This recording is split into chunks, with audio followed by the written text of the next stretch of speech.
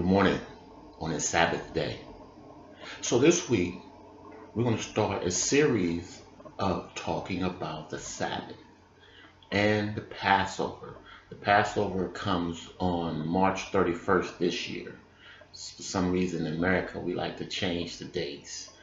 But if you understand the process for the Passover, then you're going to understand the power of God. So I want to read to you, if I may,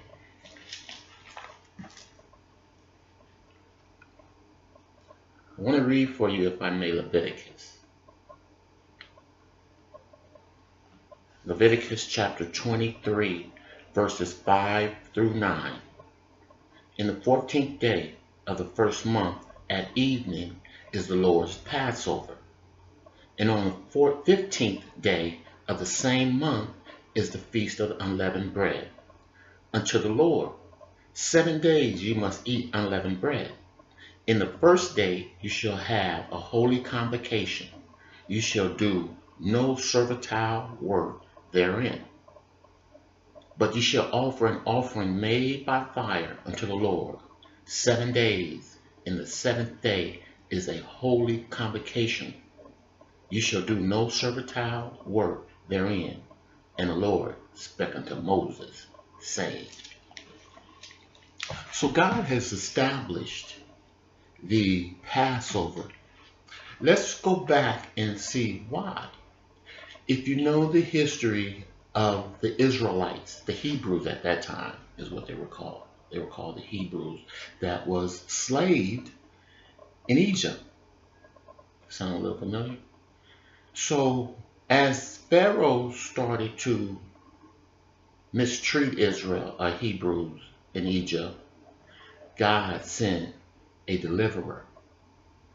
In the book of Deuteronomy, the Bible says he's going to send one of his own from amongst them that will deliver them from the hands of Egypt. And that was Moses. So when Moses came back and told Pharaoh, God has spoken to me and told me to let you know to let his people go. Pharaoh refused. God sent these curses against Egypt. Pharaoh still refused. He brought flies. Pharaoh still refused. He rained down hell and brimstone and fire. Pharaoh still refused.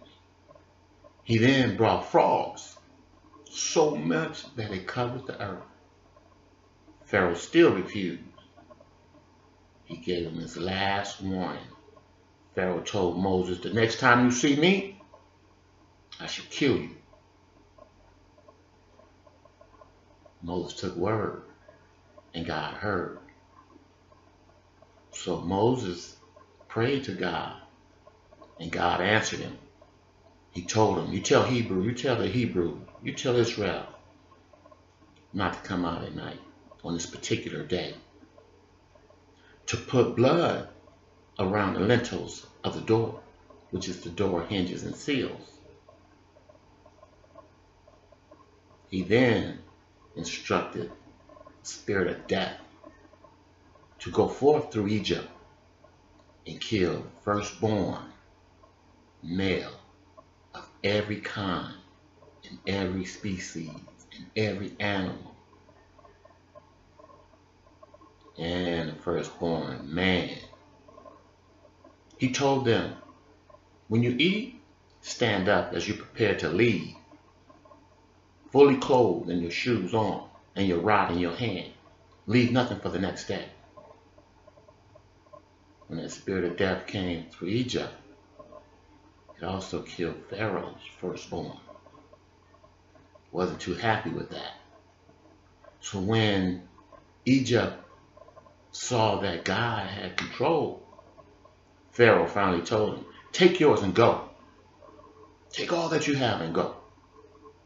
Even the people of Egypt gave them everything they had, gold, silver, land, animals, herds, just to get rid of them. From that point started Israel's migration towards the Holy Land, a promised land that God had established for us. Pharaoh turned around and hardened his heart again and started to pursue after Israel. From that point, the Passover was established. That's why there's no servitorial work done on the Passover. That's why Sabbath is so important in connection to all of God's holy days. There are two more, Yom Kippur and Rosh Hashanah. We will talk about those as well. Father is done with me. Let me show you what he's taught me. May the Father watch over you and yours as he do me and mine.